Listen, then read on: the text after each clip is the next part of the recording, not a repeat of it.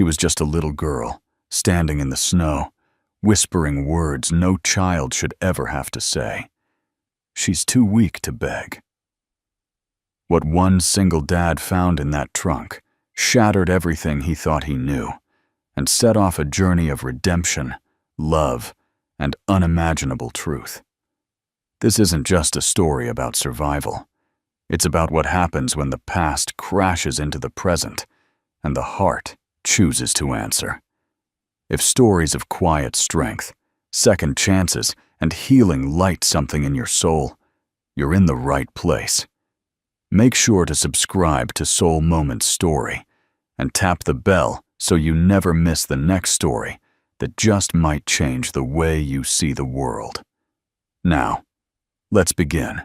Sir, she's too weak to beg. The voice barely rose above the howling wind, but it sliced through the silence like a blade. Dean Rivers stopped in his tracks. Snowflakes clung to his beard, and the creak of his boots on the frozen asphalt was the only sound, until now. He turned, squinting through the storm. A little girl stood at the edge of the snow-covered lot, barefoot. She couldn't have been more than 4. Her cheeks were red, her lips trembling, and in her tiny frost-bitten hands, she clutched a damp, crumpled flyer. Dean's throat tightened. "Where are your parents?" he asked, his voice hoarse from the cold. The girl didn't answer. She just held out the flyer with shaking fingers.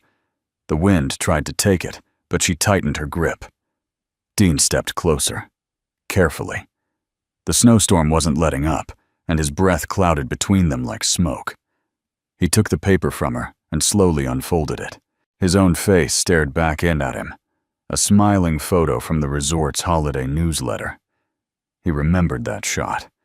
They'd made him pose with a snow shovel and a cup of cocoa, said it would humanize the staff. "She saw you," the girl whispered. "She said you could help." Dean lowered the flyer and looked into the child's eyes, big, round, and painfully honest. Then, almost without warning, she turned and began walking across the icy lot. "Hey, wait! You need to come inside, you're freezing." But she didn't stop. She walked with purpose, the kind of purpose that made his gut twist. Dean followed her, past the empty luxury SUVs and polished sports cars lined neatly in rows. The storm blurred the resort behind them into a glowing haze. Only the girl's footprints in the fresh snow guided him forward. She stopped at the far corner of the lot. A car sat crooked and half buried in snow. An old sedan, rust eating at the wheel wells, the kind of car that looked like it didn't belong anywhere near this kind of place. Dean's instincts were screaming. He stepped up beside her.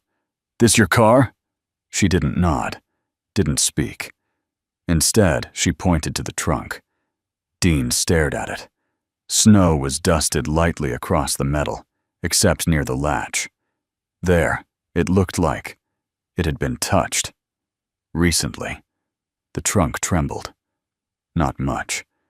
Just a soft, unnatural jolt, as if something inside had breathed. Dean's mouth went dry. "Is someone in there?" The girl looked up at him. Solemn.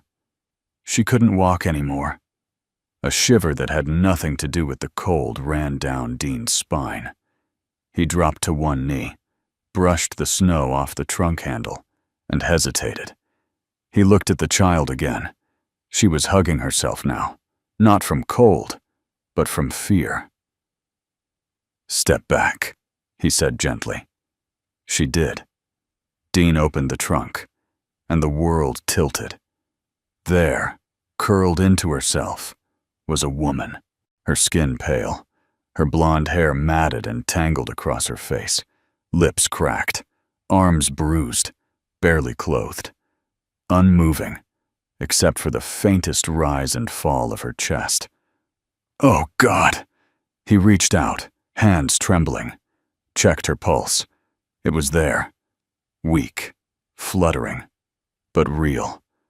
The girl appeared beside him again, silently. Dean scooped the woman into his arms. She was lighter than she should have been. Her head lolled against his shoulder. "I need to get her inside," he muttered, already trudging through the snow. "She always said, 'You were real,'" the girl whispered, walking beside him. Dean glanced down. "What's your name?" She hesitated. "Hope." "Of course it is," he thought. The warmth of the lobby hit him like a wave. The concierge gasped. "Sir, what happened?" "Call an ambulance," Dean barked. "Now. And a blanket." Staff scattered into motion. Dean dropped to his knees near the fireplace, cradling the unconscious woman as heat began to thaw the ice from her limbs. Her breathing was shallow. The manager hurried over. "Is she? What happened?" "I found her in the trunk of a car," Dean said, teeth gritted. "She's been out there. God knows how long." Hope stood beside him like a shadow, silent and unshakable. "You said she couldn't walk," Dean murmured, glancing at her. "How long has it been?" "She hasn't eaten since yesterday. She tried to sing to me last night, but her voice broke." A single tear rolled down Hope's cheek, carving a path through the grime. Dean looked at the woman again. There was something familiar. The shape of her jaw, the faint scar beneath her left ear, the whisper of her scent, even under layers of pain and frost. But no, that couldn't be. "Hang in there," he whispered to her. "Don't give up now." The paramedics stormed in. Dean gently laid her on the stretcher. As they wheeled her away, her eyelids fluttered. Then, her lips moved. No sound. Just a name. His name. Not Dean. Not Sir. One word. River. Dean froze. Only one person in his life had ever called him that, and she was supposed to be dead. He stood there as the snow fell beyond the glass. Hope clutched his hand with the quiet determination of a child who'd seen too much too soon. And he realized this wasn't over. This wasn't a rescue. It was just the beginning. The wind howled harder now, slamming against the windows of Snowpine Resort like it was trying to claw its way in. Dean Rivers stood frozen in the lobby, snow melting down the back of his neck, dripping from his boots and onto the polished wooden floors. But he didn't feel the cold anymore. He felt something far worse. The name she'd whispered. River. Not his full name. Not a nickname a stranger would ever know. It had been hers. Just hers. Dean's jaw clenched as the medics wheeled her into the ambulance, disappearing into the white blur beyond the doors. Hope stood beside him, wrapped in a thick wool blanket now, her tiny face barely visible beneath a hood. He looked down at her. "You said she couldn't walk anymore. How long was she in that car?" Hope didn't look away. 3 nights. The first night she tried to keep me warm. The second, she stopped talking. Dean swallowed the rising knot in his throat. "Why didn't you come sooner?" Her voice was a whisper, like snow hitting glass. "Because she told me not to talk to anyone unless I saw you." His heart cracked open a little more.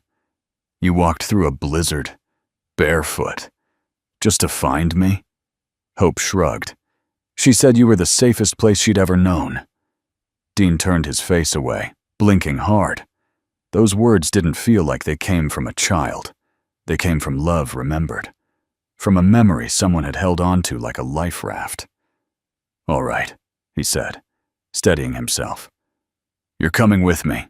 The hospital in town was small, just 12 rooms and a single trauma bay, but the lights were always on in winter.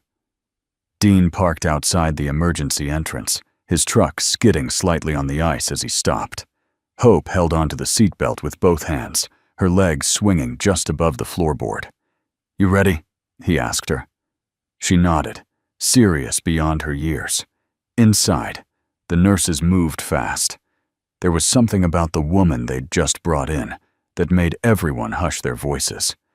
Her temperature had dropped dangerously low. They were fighting to get her stable. "Do you have a name for the patient?" a nurse asked Dean. He hesitated. I think her name is Emily Vance." The nurse looked up sharply. "Vance? As in Vance Global Foundation?" Dean nodded slowly. "Yeah, that Emily." The nurse narrowed her eyes. "She died in a ski accident 3 years ago." "She didn't." He said it like a fact, like truth drawn from the very marrow of his bones. "She's been alive this whole time. Someone buried her. But not in snow. They gave Hope hot cocoa and set her up in a private waiting room with a heater and a box of old toys."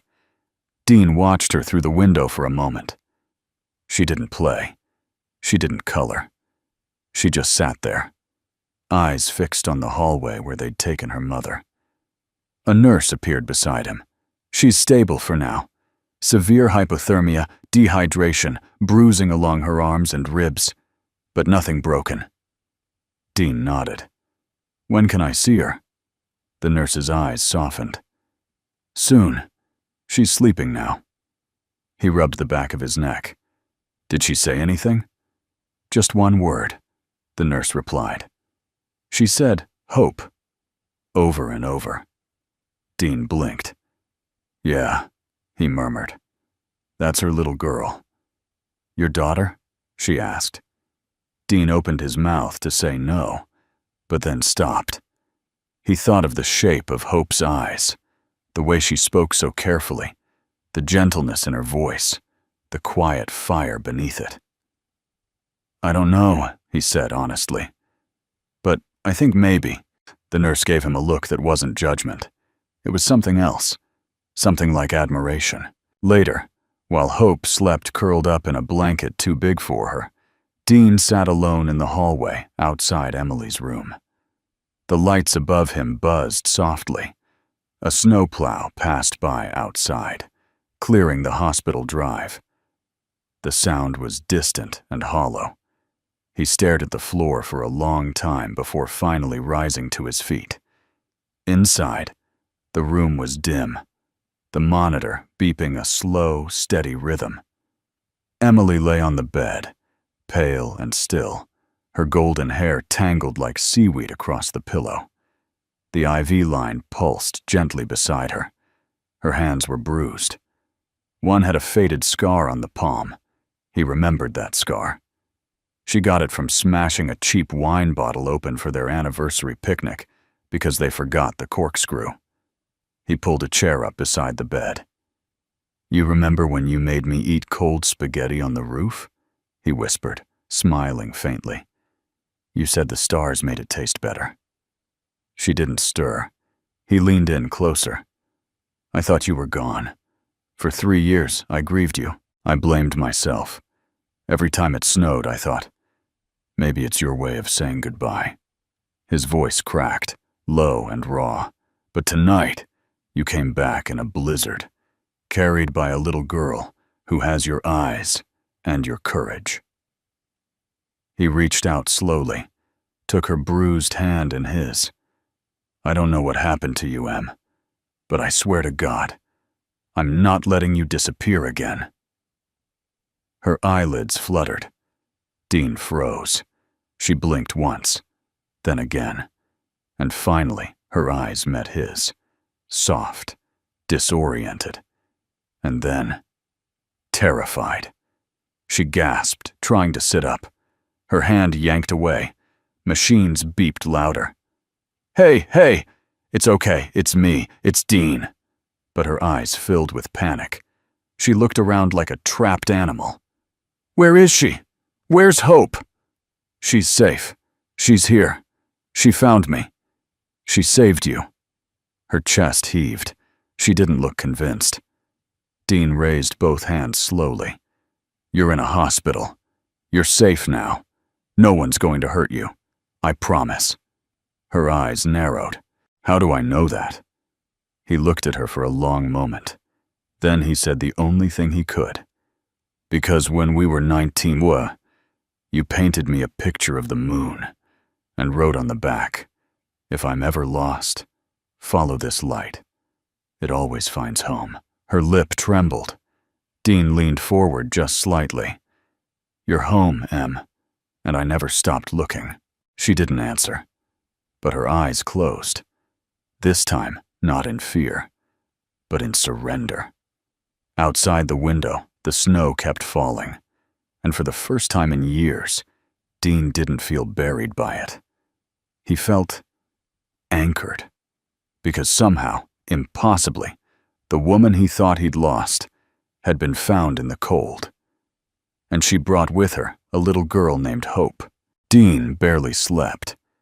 He spent the night in the hallway outside Emily's hospital room, a plastic chair his only companion. The wind rattled the windows now and then, and each gust reminded him that somewhere outside these walls, darkness still lingered, and not just in the snow. Hope had fallen asleep again hours earlier, curled up in the armchair beside the nurse's station, a small knitted blanket covering her legs. She hadn't cried, not once. But Dean knew that kind of silence. It was the silence of someone who'd learned to keep their fear folded up and tucked away, like a note you only read when you're alone. The morning came slow and gray.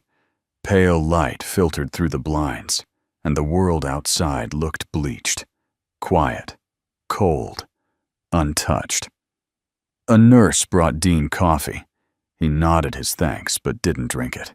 He couldn't stop replaying the look in Emily's eyes the night before, the way she recoiled, the tremor in her voice when she asked, "How do I know you're not one of them?" He didn't blame her. He blamed the years, the monsters, the silence. Whatever happened to her, it had rewritten the way she saw the world, but not who she was. Dean stood and stepped into her room again, quieter this time. She was awake, sitting upright now, eyes scanning the snowfall outside. Her arms were wrapped tightly around her knees, IV trailing from her wrist like a ghost of her pain. When she heard him enter, she flinched, but didn't turn away. "You're back," she said. "I never left," Dean replied gently. She didn't smile, just looked at him, eyes unreadable. He stepped closer. "How's the pain? Which one?" The question hung in the air, sharp as glass. Dean exhaled. "Fair." A long pause stretched between them. Then Emily said, "She really found you, didn't she?" He nodded slowly. "She walked through a snowstorm to do it." Emily's lips trembled. "I told her to look for you if I couldn't wake up. I told her you were real, that there was one good man left in this world." Dean's voice caught. "I don't feel like one. You were the only name I could give her that didn't make her afraid." He sat down slowly in the chair beside her bed, eyes searching hers. "What happened to you, Em?" She looked away. "Too much, and not enough." "Then tell me what you can." She was silent for a while, watching the snow fall. Then she spoke, softly, as if saying the words aloud made them more dangerous. "It wasn't an accident. The resort, the slopes, that day, it was staged. My board was tampered with. I knew too much." Dean froze. "About what?" "My family's charity wasn't real. It was a laundering front. Overseas partnerships that weren't schools or shelters. They were warehouses for women and girls. I was going to blow the whistle." Dean's jaw tightened. "And they made you disappear." Emily gave a bitter smile. "Harold Trent. You remember him?" "Yeah. Slick, too clean. Always looked like he was auditioning for a role he already bought." She nodded. "He's the one who arranged it. Said he'd protect the legacy. Said love made me soft." Dean clenched his fists. "And Hope?" Emily's eyes softened. "Hope was never supposed to happen. She's the only thing that kept me sane." Dean looked at her for a long time, something flickering in his chest. Is she mine? Emily didn't blink. Do you want her to be? That answer hit harder than anything else. Not evasive, not cruel, just wounded honesty. Dean leaned in. I'd love her either way, but if she is, I want to know. Not because I need ownership, but because I need the truth. Emily's voice dropped to a whisper. She has your eyes. He closed his. So she is. Emily's voice cracked. I didn't tell you because I thought, if I died, she wouldn't have a target painted on her too. I kept her hidden. I sang to her, drew pictures of you, told her your name meant safe. Dean covered his face with both hands, breath shaky. You gave her hope, and she gave it back. He looked at her again, this time with tears he didn't wipe away. You know what scares me? He asked. Emily shook her head. I thought I buried you, he whispered. But now that I have you back, I'm scared I won't know how to hold on. She blinked, breath catching. Then came a voice at the door. I'm hungry. They both turned. Hope stood there in oversized socks, blanket dragging behind her, hair wild from sleep. Emily reached out, and Hope ran into her arms. Dean stood back, watching the two of them curl together like two halves of something finally made whole again. I'll get breakfast, he said quietly, voice thick. As he turned to leave, Hope looked up. Will you sit with us after? Dean paused. You want me to? She nodded. Mama said you used to make pancakes shaped like bears. Emily laughed through her tears. Terrible ones. Dean smiled. I'm out of practice. Hope beamed. Then we'll teach you. And in that moment, with the snow still falling, and pain still lingering in the corners of the room, something warm cracked through the cold. The kind of warmth that doesn't shout or shine. The kind that stays. The hospital cafeteria smelled like bleach, old coffee, and powdered eggs. But to Dean that morning, it might as well have been a five-star kitchen. He held a tray with 3 small pancakes, 2 shaped like uneven circles, one vaguely resembling a bear. The syrup was cheap, the butter half melted, and he was already embarrassed. But when he stepped back into Emily's room and saw Hope sitting cross-legged on the bed, drawing with a box of donated crayons, and Emily resting back against her pillow, propped up and smiling weakly, he felt something he hadn't in years, like maybe the world wasn't done giving him second chances. Bear cakes, he said, placing the tray on the side table. Don't all cheer at once. Hope grinned and clapped her hands. That one has ears, Emily smirked. Debatable, but definitely an upgrade from cold ramen on rooftops. Dean laughed, pulling a chair beside her bed. You remember that? I remember everything, she said softly, even the stuff I tried to forget. There was weight behind her words, and silence wrapped around them for a beat. Then Hope picked up a crayon and held it out. Draw with me. Dean blinked. Me? You need practice, she said matter-of-factly. Mama says memories live in pictures. Emily nodded slowly. She's not wrong. Dean accepted the crayon. Only if I get to draw the bear next time. Hope handed him brown. Deal. They sat that way for a while, drawing, eating, existing gently. No rush, no demands, just the fragile hum of hospital machines and the soft scratch of crayon on paper. At one point, Dean looked down at what Hope had drawn.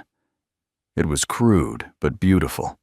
A snowy hill, a small cabin, 3 stick figures holding hands. A sun peeked from behind clouds. Is this? Dean began. Hope leaned in and whispered, It's where we're going. Emily looked at the drawing and blinked quickly. She's been dreaming about that place for months. A cabin in the trees. Firelight. Safety.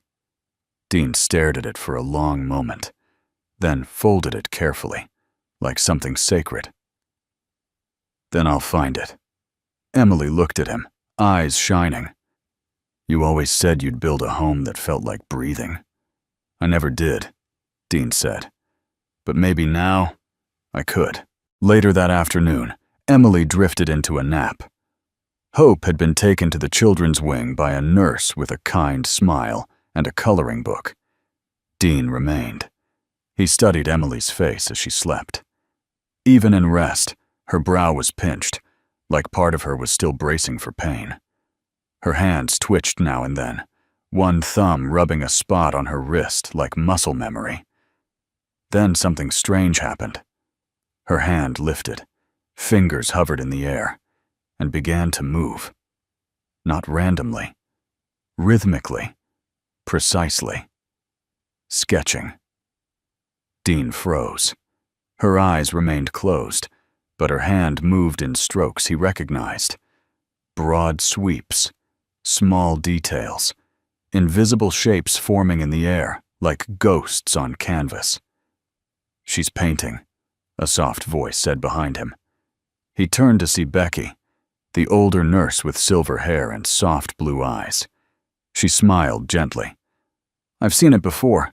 Trauma patients who once lived through art. Their bodies remember long before their words return. Dean looked back at Emily. Her hand slowed, then rested again on the blanket. She used to paint everything, he murmured. Sunsets, strangers, the sea. Said she saw stories where the world only saw shapes. Becky nodded. What does she see now? Dean didn't answer right away. Then, she sees through pain. She always did. But now, I think she paints through it. That night, Dean sat beside Hope in a small lounge near the window. Outside, snow still fell in thick waves, turning the parking lot into a white abyss.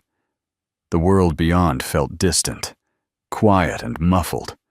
Hope colored in a new page. Do you think Mama will draw again? Dean thought carefully.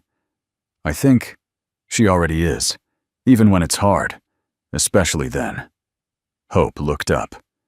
She says pictures are where the pain goes, so it doesn't stay inside. Dean swallowed. She's right. Hope set her crayon down. I don't want her to be scared anymore. He took a deep breath. Neither do I. Then she asked, Were you scared when you thought she was gone? Dean turned his head, eyes clouded. More than I've ever been. Hope was quiet for a moment. Then she leaned against him. Me too. And just like that, two broken pieces leaned on each other, finding balance not in perfection, but in presence. Later, as the hallway lights dimmed and the nurses quieted their footsteps, Dean returned to Emily's room. She was awake now, eyes open, watching the snow. He sat beside her without speaking. After a while, she said, I dreamed of color last night. Dean looked at her. Yeah? Not faces, not places, just color, like something was trying to remind me I'm still here. He reached into his pocket, unfolded Hope's drawing, and handed it to her. This reminded me too. Emily stared at the picture. Her fingers traced the stick figures, the little sun. She believes in this, she whispered. So do I, Dean said. She didn't respond at first. Then she folded the drawing again, neatly, carefully, and held it to her chest. She deserves a life with light, Emily said. She'll have it, Dean promised. She looked at him then, really looked. You're not the same man I left. I know, he said, but I still love the same woman. A silence stretched between them, and in that silence, the snow outside stopped falling. Just for a moment. As if the world was catching its breath. The snow had stopped falling by morning, but the world outside was still locked in ice. Dean stood at the window, just outside Emily's room, sipping lukewarm coffee, watching his own breath fog the glass. The town's snowplows hadn't yet reached the Hilltop Hospital, and it looked like everything beyond this building had been wrapped in a thick, white silence. Inside the room, Emily stirred. Nurses had just finished checking her vitals and replacing her IV bag. She was stronger today. Her voice had more weight, her shoulders less hunched, but the weight of the past hadn't loosened its grip. Not yet. Dean stepped inside. She turned slowly at the sound, eyes narrowing slightly as she saw him. "You're here," she said flatly. "I told you," Dean replied, voice steady. "I'm not going anywhere."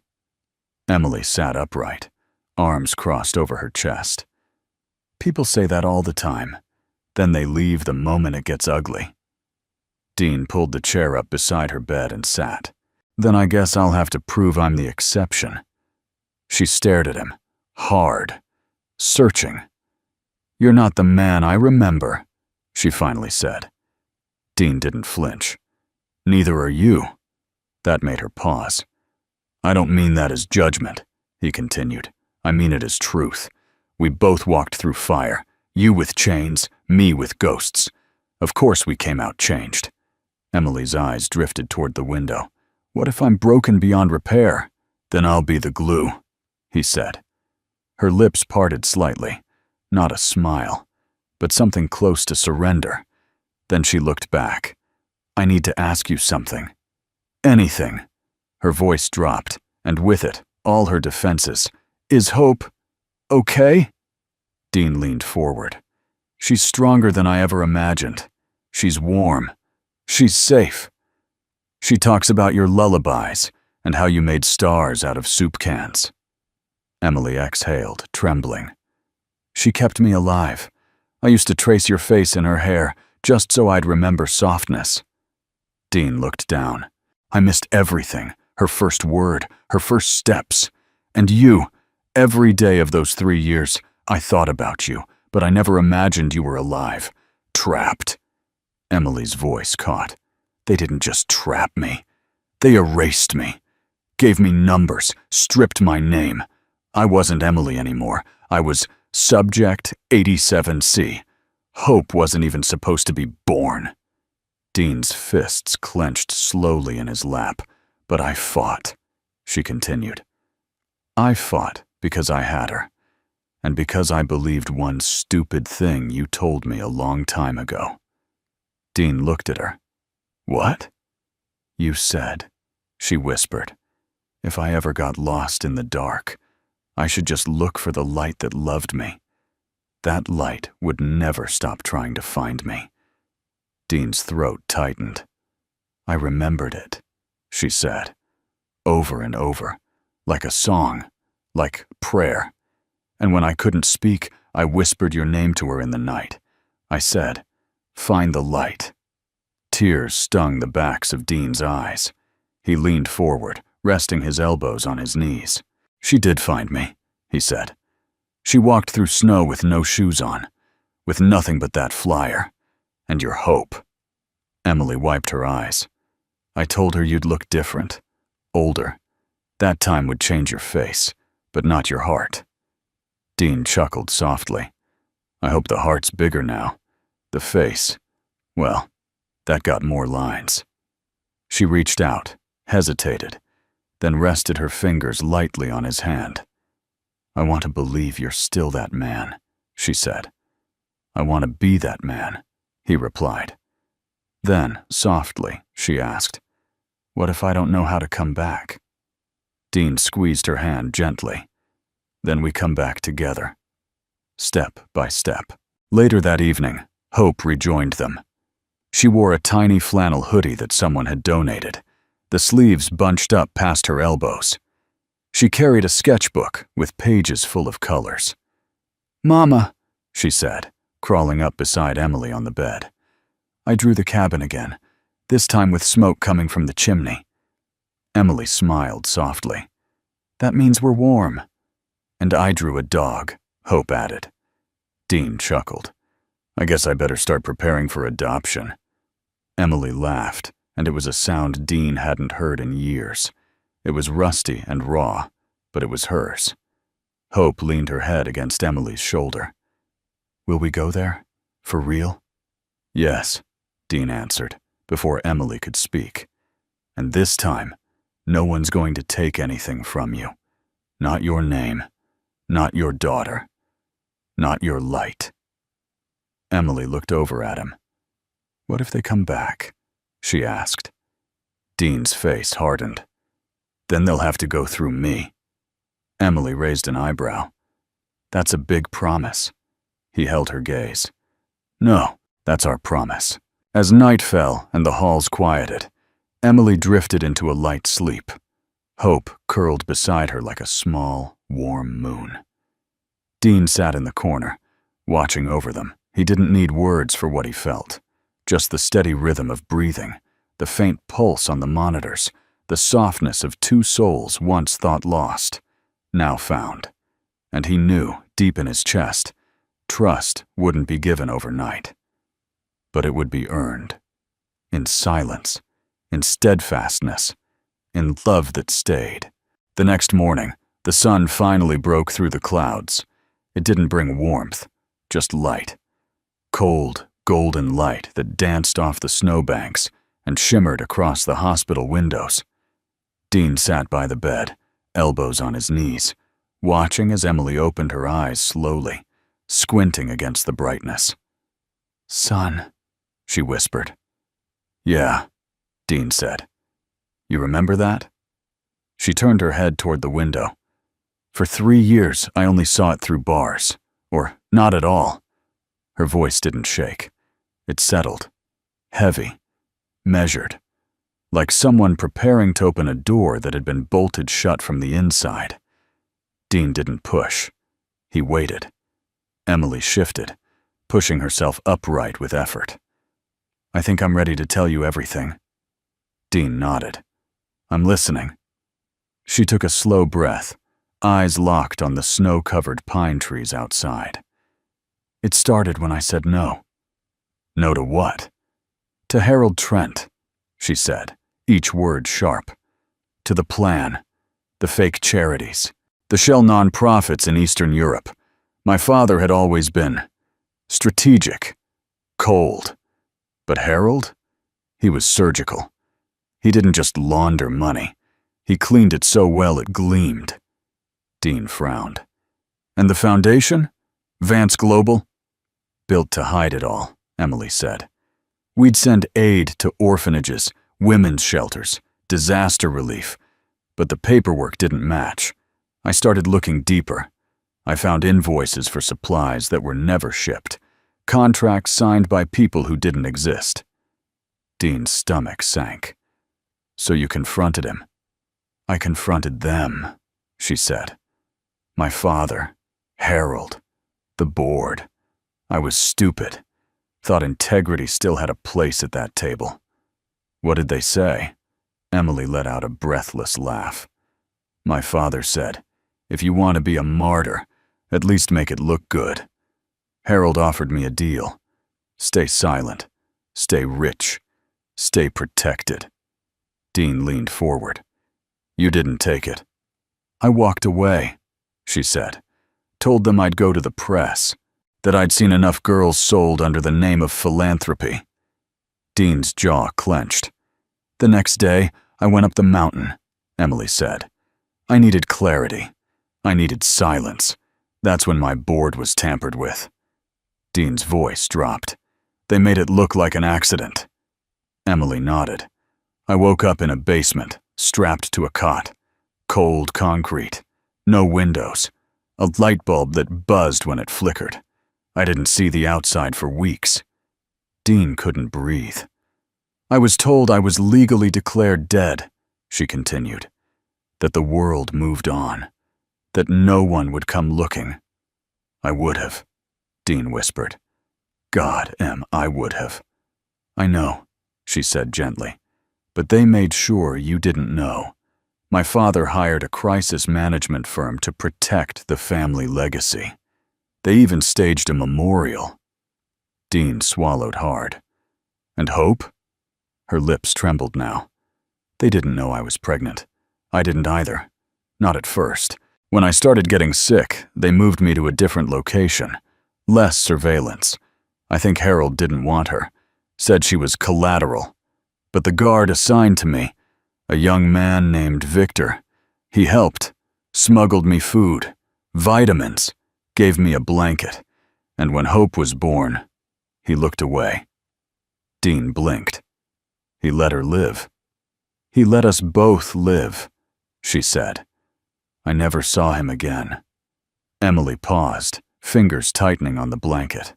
I sang to her at night, told her stories about you, described your smile, your laugh, how you hated raisins but loved raisin bread. I told her that if anything ever happened to me, she should find a man named Dean Rivers. Dean felt his heart break all over again. She carried your name like a lighthouse, Emily whispered, like a map inked into her soul. She found me, Dean said, in the middle of a blizzard, with no shoes, with a flyer from a stupid event I didn't even want to be in.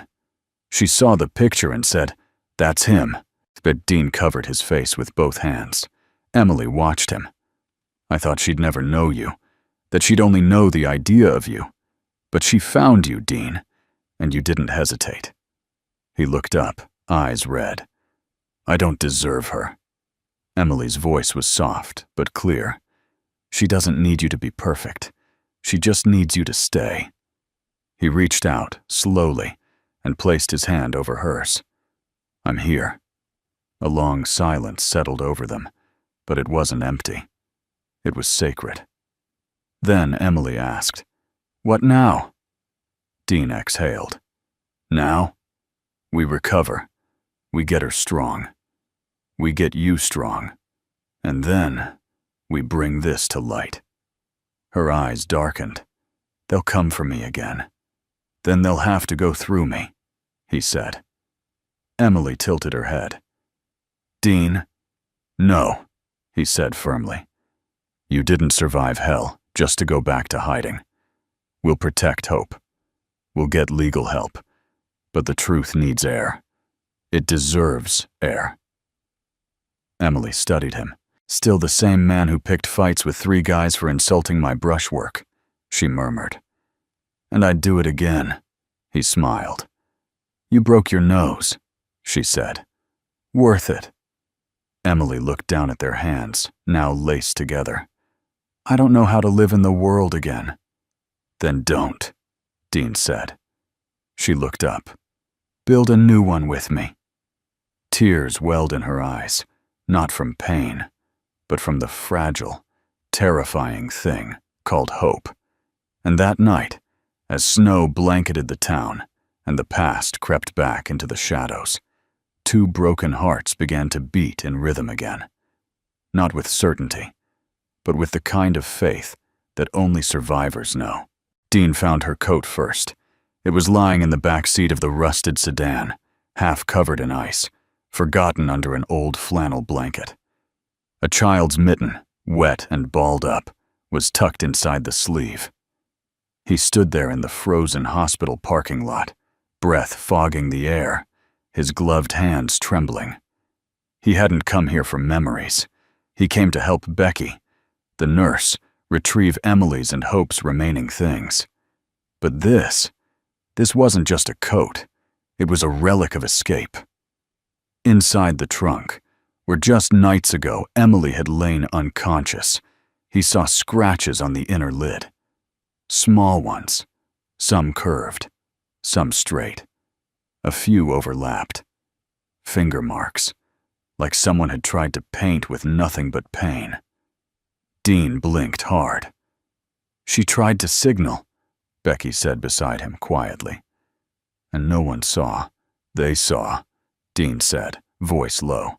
They just didn't look. That afternoon, he sat with Hope in the children's wing, watching her color in silence. The other kids ran around, laughing, building towers from blocks. But Hope sat near the window, drawing as if her crayons were her voice. Dean gently lowered himself onto the floor beside her. "What are you working on?" She didn't look up. "A door." He blinked. "To where?" "Freedom," she whispered. "I draw it every time I remember the day Mama couldn't stand up." Dean's heart stilled. "Did she tell you to go?" he asked softly. Hope nodded. She said, "Find the man in the paper. He has kind eyes." Dean swallowed. "That's all she gave you?" "No," Hope said, finally glancing at him. "She gave me your name, and her faith." Dean looked at the drawing. It was simple. 2 figures in the snow, one small, one tall, standing at a door carved into a white mountain. But behind the door, a golden glow spilled out. It wasn't just a door. It was light. That night, Emily stirred awake from a nap, with her hand clutching the crumpled flyer Hope had used to find Dean. The edges were torn. The ink bled from melted snow. But Dean's photo, smiling, worn, was still there. "She held this like it was gold," Emily said. "She held it like it was you," Dean replied. "Your last thread." Emily stared at the photo. She walked miles in the snow. No coat, no boots. Just this and a name. "She shouldn't have had to," Dean said quietly. "No," Emily agreed. "But she did." She turned to face him. Her eyes were sharp now, clearer. That kind of courage doesn't just appear. It's given. Taught. Dean sat down beside her. "You gave her that." "I gave her you," she whispered, "without ever knowing if you were still the man I remembered." Dean hesitated, then took her hand. "Truth is," he said, "I didn't know if I was, either." She looked at him, long and deep. "But you showed up," she said. "You didn't run." "I almost did," he admitted. "The first night I saw you, I couldn't breathe. I thought you were a ghost." Emily smiled faintly. "I thought I was too." There was silence between them then, not awkward, but reverent, like they were both still waking up to being alive again. Later, Hope climbed into the bed beside her mother, burrowing under the blanket. She pressed a folded page into Emily's hand. "What's this, Sweet Pea?" Emily asked. "I drew the day I ran." Emily unfolded the paper carefully. It was a snowy hill, a crooked sedan, a little girl with a flyer in one hand and a tear on her cheek. Beside her, in the distance, was a tiny figure with outstretched arms. "Dean," Emily's voice caught. "You remembered every detail." "I remembered feeling it," Hope said. "Cold in my socks, my feet hurt, my tummy was empty. But my heart said you were ahead." Dean looked away, jaw tight. He wiped a tear before it could fall. Emily kissed the top of Hope's head. "You gave me back the only piece of me I thought I'd lost forever." "And you gave me him," Hope replied softly. Dean's voice cracked as he whispered, "You gave me both of you." That night, Dean stood outside the hospital in the courtyard, bundled in his coat, hands shoved deep in his pockets. Snowflakes drifted down again, lazy and quiet. Becky joined him, holding 2 mugs of cocoa. "She told you everything?" she asked. Dean nodded. "Enough to know we can't stay hidden forever." "She said she wants to testify?" "Yes, when she's strong enough." Becky handed him a mug. "She's stronger than you think." Dean looked up at the stars. "Yeah, I just don't want to break her again." "She wasn't broken," Becky said. "She was buried." Dean turned toward her. "And she dug herself out," Becky finished. "That's not weakness. That's resurrection." Dean looked back at the glowing hospital windows. Emily's room was on the 2nd floor. He could just make out the silhouette of two figures curled together, lit by the soft halo of a bedside lamp. And in that moment, he understood something. Hope hadn't just survived the storm. She was the storm, a force of nature, small, unstoppable, and full of light. "You sure about this?" Dean asked, tightening the scarf around Emily's neck. His hands moved with a tenderness that betrayed the storm in his chest. Emily met his eyes. "If I wait until I'm not scared, I'll die quiet." Dean didn't speak right away. He just held her gaze, then finally nodded. "Then let's make noise." They stepped into the winter morning, the snow crunching underfoot as they walked toward the black SUV waiting outside. Detective Marla Teague stood by the passenger door, her breath visible in the air, a folder tucked under one arm, and a badge glinting on her hip. "You're early," Dean said. "Trust doesn't wait," she replied. "And your girl's story shook the tree. Hard." Emily swallowed. "Are they watching?" "They were. We got eyes on a few of them. One of Trent's couriers tried to access a storage locker in Denver. Empty now, but it's something." Dean opened the back door for Emily. "She'll speak, but not in a courtroom. Not yet." Marla nodded. "We're just doing a deposition today. Private room, no press, no suits, just the truth. That okay with you, Ms. Harlow?" Emily sat down carefully. "Truth is all I have left." The room was small, warm, tightly sealed, like it was designed to hold pain without spilling it. Emily sat across from the voice recorder, a steaming cup of peppermint tea in her hands. Marla took the seat opposite her, notebook open, pen ready. Dean stood near the corner, still, solid, unmoving. A sentinel. "When you're ready," Marla said. Emily took a breath. "I was 28, the youngest board member in Vance Global's history. My father called me a marketing miracle. But the miracle ran on smoke. We laundered millions under the name of outreach, shuffled girls like merchandise, smiled for the cameras while the world clapped." Marla didn't blink, just nodded for her to go on. I objected, quietly at first, then louder. I brought documents to my father, to Harold Trent. I told them if they didn't stop, I'd go public. Dean clenched his jaw in the corner. "The next morning, my car failed on a mountain pass. I woke up underground. They told me I was dead. Legally. That no one would come looking. But I had a daughter growing inside me. I hadn't known. That's what saved me." Marla leaned forward. "And you gave birth where?" "A cabin. Somewhere north. It had power from a generator. A cot. A sink. I delivered her alone. Cut the cord with a piece of broken mirror. I named her Hope." Marla's pen paused. Her voice softened. "That's powerful." "I whispered Dean's name into her ear every night," Emily said, voice breaking. Like a lighthouse chant. I told her that love wasn't gone. It was just far. Dean's eyes welled. He didn't move. He couldn't.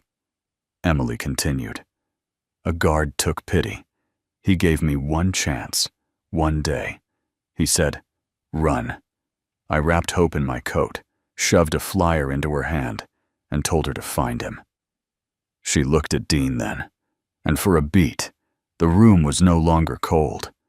It was full of fire, of truth, of the kind of love that doesn't perform for applause, but simply endures. Afterward, outside, Marla stopped Dean on the steps. "That girl's testimony. It's going to start a war." Dean looked toward the SUV where Emily and Hope waited. "Then give me the first shot. You'll need protection. Witness relocation, maybe." Dean shook his head. "She's not running anymore. Neither am I." Marla studied him. "You're not a cop, Dean." "No," he said. "I'm something better. I'm her home." That night, Emily stood at the window of the cabin Dean had renovated years ago, the one she used to call the place we'd never afford. The fireplace crackled behind her. Hope was asleep in the loft above, a woolen quilt tucked under her chin. Dean walked in quietly, setting down 2 mugs of hot cider. "I kept it," he said, gesturing around. "All these years. Didn't know why. Just couldn't let it go." Emily traced the frost on the glass. "You know why now?" He didn't answer right away. Instead, he walked to her, gently placing the mug in her hands. She turned to him. "This place saw my dreams die," she whispered. Dean nodded.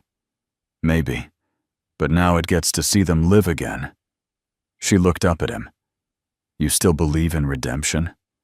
"I live with it under my roof," he said, "one 7-year-old miracle at a time." A pause. Then she leaned forward, resting her forehead gently against his. "You didn't just save us," she said. "You reminded me I still had a name." He closed his eyes, voice hushed. "You never lost it, Em.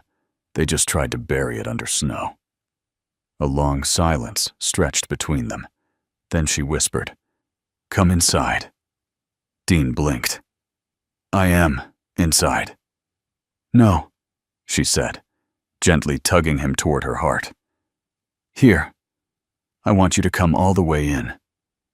And for the first time in years, the winter outside didn't feel so cold. Because inside that little cabin, with truth on the table and love finally spoken aloud, a woman who had been silenced rediscovered her voice, and a man who had once been left behind was no longer waiting. He was home. "You don't have to come in," Marla said, stepping out of her cruiser and pulling her badge from her coat. "It's going to get messy." Dean stared up at the courthouse steps, his breath frosting in the morning air. Reporters gathered in clusters just beyond the barricades, their lenses aimed, ready. The sky hung low and heavy with snow clouds, like even heaven was holding its breath. "I'm not here for them," he said, jaw tight. "I'm here for her." Inside, Emily sat in a small waiting room, her fingers laced tightly together. She wore a navy coat, her hair pulled back, face pale, but calm. Hope sat beside her, quietly sketching in her notebook. Dean entered, quietly closing the door behind him. "You don't have to do this," he said, voice low. "We can leave right now. Find somewhere quiet, somewhere safe." Emily looked at him, eyes steady. "Dean, safety isn't silence. Not anymore." He hesitated. "What if they twist your words? What if then they'll twist them in public?" she said. "But this time, I won't be silent while they do it." Hope tugged at Dean's sleeve, holding up her drawing. It was a picture of Emily standing behind a podium, her hand on her chest. Beneath the drawing were the words, "My mama's not scared anymore." Dean felt something tighten in his throat. "She's braver than all of us," Emily whispered. "She gets that from you," he said. The hearing wasn't televised, but word had spread. Inside the wood-paneled chamber, a dozen officials sat in quiet anticipation. Legal teams shuffled papers. A court stenographer adjusted her machine. The atmosphere buzzed, not with noise, but with truth waiting to be spoken. Emily stepped to the microphone.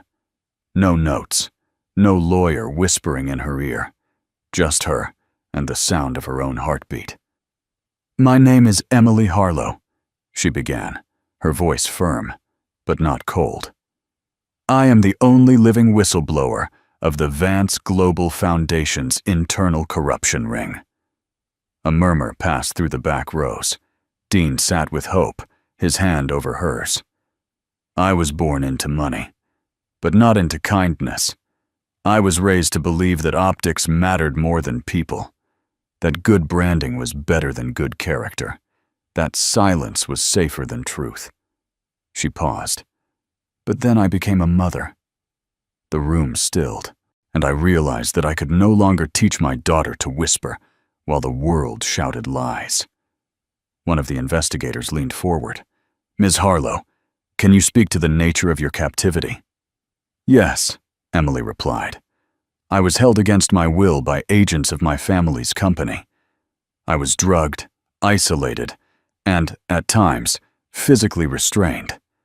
I was declared legally dead so that the public would stop asking questions." Another voice chimed in, sharp. "And you expect us to take this at face value?" Emily didn't flinch. "No, I expect you to read the documents I risked my life to recover, the names I've given, the offshore accounts I've traced. You'll find the details you need. But what you believe, that's on you." Another silence. Then a softer question. "Why come forward now?" Emily inhaled deeply. "Because my daughter walked through a blizzard barefoot just to find a man with kind eyes and my name on his lips, and because I couldn't let her carry the weight of my silence any longer." Later, outside the courthouse, reporters surged. Questions flew. Cameras clicked.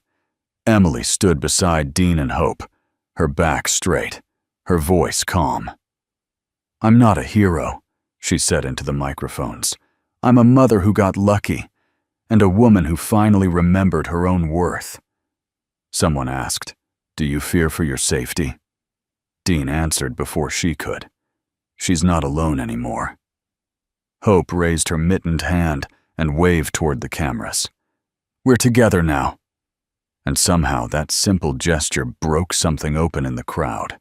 A ripple of warmth, of tears, of something real. That night, back at the cabin, Emily sat in front of the fireplace, staring into the flames. Dean came in, 2 mugs in hand. "You didn't stutter once," he said. "I did," she replied, smiling. "Just not out loud." He sat beside her, shoulders touching. "They're going to come after us harder now," he said. She nodded. "Let them." "I used to think I had to be strong," Dean said, voice low. "That holding everything in made me a man." "What changed?" He looked at her, eyes glinting in the firelight. "You." Emily reached out, took his hand. "I used to think surviving meant hiding," she said. "But real survival, it's standing back up, even if your knees are shaking." Dean smiled faintly. "We make a hell of a team." She leaned her head on his shoulder. "We always did." Hope's footsteps padded softly down the stairs. She held up a new drawing. This one showed a cabin glowing in the snow, and 3 figures standing hand in hand. One was tall, one was small, and one had a crown of stars above her head.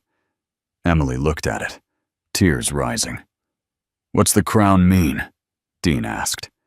"She's not a queen," Hope said, crawling into his lap. "She's a light. She's what helps people find their way in the dark." Emily pulled them both into her arms. And there, beneath a roof built with second chances and stitched with scar tissue, 3 souls leaned into the firelight, finally unafraid. The storm hit that night. Thick sheets of snow fell sideways, flung by a brutal mountain wind that rattled the windows of the cabin like an old man trying to wake the dead. Power lines groaned. Trees creaked. And still, within those wooden walls, the fire held strong. Emily stood at the kitchen sink, staring into the white void beyond the frosted glass. Behind her, Hope slept soundly beneath a quilt Dean's mother had sewn years ago, a patchwork of old shirts, military flags, and stitched prayers. Dean moved quietly beside her, setting down 2 mugs of hot tea. "Blizzard's the worst we've had in a decade," he murmured. Emily didn't respond right away. Then, "I used to dream of snow like this, when I was locked away. I'd close my eyes, and imagine it falling outside my window. I thought, if it was snowing, maybe somewhere, someone would be looking for me. Dean's voice was soft. I was. She turned. You didn't even know I was gone. I didn't, he admitted, but that didn't stop the ache. Some part of me, it never stopped reaching. A silence settled between them, heavy, tender. Then a knock shattered it. 3 short taps. Dean and Emily both froze. Another knock. Louder. Dean crossed to the door, grabbed the hunting rifle from the wall, and cracked it open just a hair. Outside stood a man in a black coat, soaked and shivering. His face was pale, his lips blue. "Help!" he rasped. "Please!" Dean opened the door fully and ushered the man inside, helping him to the fire. Emily brought a blanket, her instincts taking over, checking his pulse, his pupils, his hands. "What happened?" she asked. "Car slid into a ditch," he gasped. "I walked 5 miles. Saw your light." Dean handed him a cup. "You're lucky you made it." The man looked up and for the first time truly looked at Emily. His face changed, not in surprise, in recognition. Emily's breath caught. "Do I know you?" The man nodded slowly. "My name is Thomas Weller. I used to work for your father." The next hour unfolded like a confession, carved in ice. Thomas sat wrapped in wool, his tea untouched, gaze fixed on the fire. "I was in charge of logistics," he said. "Movements, cover stories. When they told us to declare you dead, I didn't ask questions, just followed orders." "Why come now?" Dean asked, voice firm, protective. Thomas exhaled, shame thick in his throat. "Because I saw your deposition, and because I couldn't sleep anymore without hearing her name in my head." "Whose name?" Emily asked. Thomas met her eyes. "Yours." The room went still. "I kept a ledger," Thomas said. "Private. Hidden. Not all of us were monsters. Some of us, we just didn't know how to stop being cowards." Emily clenched her fists. "Do you have it?" He nodded. "In my bag, along with a flash drive. Names, transactions, hidden properties, offshore accounts. Everything Trent and your father tried to erase." Dean leaned forward. "Why now, Thomas?" The man's eyes glistened. "Because the day your daughter walked out of that snow and made it to his front door," he said, pointing at Dean. "Something shifted. I thought, if she can survive that, maybe I can survive telling the truth." Emily's voice cracked. "You're the first one who ever said it out loud." Thomas lowered his head. "I should have said it years ago." The storm howled louder now, but inside the cabin, it was as if something even greater had settled. Truth. Heavy, humbling, and sacred. Emily took the ledger, cradling it like a relic. Dean said, "This is what the feds have been hoping for." Thomas nodded. "Give it to them. Burn me if you have to. Just don't let them win." Emily stood, hands trembling. "You're going to testify." "I will. And you're going to name names." "I will. And you're going to start by saying my name, out loud, in public." Thomas blinked. "Why?" Emily's voice didn't waver. "Because for 7 years, they erased me, buried me under silence and lies. But if I don't stand in that courtroom and make them say my name, then I'm still gone." Dean looked at her, heart swelling. Thomas nodded solemnly. "Then we say your name." He reached into his coat pocket and handed her a slip of paper. It read, "Emily Rose Harlow. Status, deceased. Cause, drowning." Dean stared. Emily tore it in half. "No," she said. Status alive. Cause truth. Later, after Thomas had fallen asleep on the couch and the storm softened its roar, Emily stood at the front porch, wrapped in a blanket. Dean joined her, pulling his coat tighter. "You okay?" She nodded. "You know, all those years locked away, I used to imagine what it would feel like to have the world say my name again." "And?" She looked up at the snow. "It doesn't matter what they say. It matters what I believe." Dean slid his hand into hers. "You're not just a name," he said. "You're the reason this world still has hope." She looked at him, eyes shining. "Funny," she whispered. "That's what I named her for." And there, beneath a blanket of falling stars and melting lies, a woman once declared dead came roaring back to life. The courtroom was silent, not out of formality, but reverence. Emily stood tall, dressed in a simple ivory coat. No designer label, no bodyguards. Just truth, wrapped around her like armor. The sunlight through the tall windows lit her hair like a crown. The room, packed with reporters, officials, and ghosts from her past, held its breath. Dean sat behind her, hope curled against his side, head resting on his shoulder. Thomas Weller stood at the witness bench, hands shaking but firm, as the judge gave him the nod to proceed. "My name is Thomas Weller. I worked under the Vance Global Foundation for 12 years. I helped stage the death of Emily Rose Harlow. I falsified documents. I transported money. I enabled the cover-up." He turned slightly, looking at Emily with deep, visible regret. "But today, I say her name not in secrecy, but in light." He took a beat, then said, loud and clear, "Emily Rose Harlow is alive, and the truth we buried with her nearly destroyed everything decent left in us." A hush swept through the room, and then a single tear traced down Emily's cheek. Because after years of being no one, she was seen again. Not as a scandal, not as a billionaire's daughter, not as a ghost, but as a woman who came back from nothing and stood for something. Outside the courthouse, snow fell like confetti. Reporters tried shouting questions, but Hope's laughter cut through them all. She danced in the snow, arms stretched to the sky, her coat flaring behind her like wings. Emily and Dean watched from the steps. "She's free," Emily whispered. Dean turned to her. "So are you." Emily shook her head softly. "No, not yet." Dean blinked. "What do you mean?" She stepped closer, close enough that her breath warmed his collar. "Being free isn't just surviving, Dean. It's choosing joy.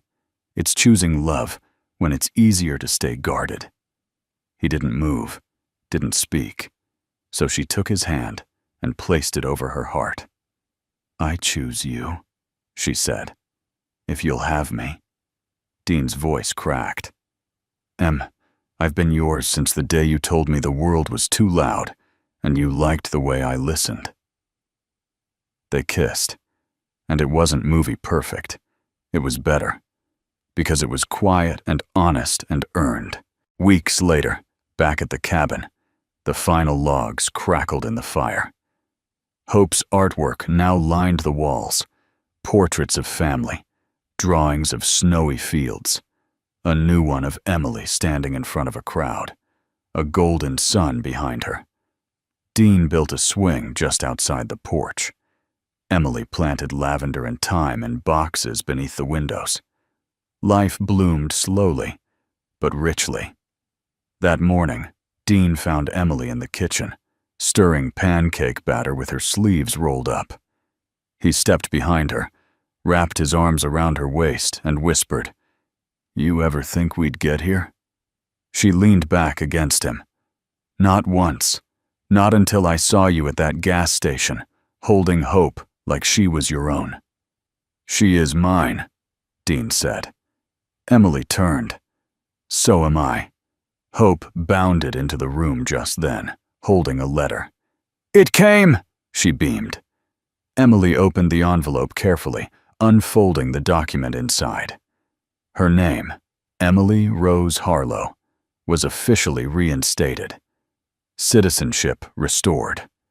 Charges dropped. Her record cleared. Dean scanned it.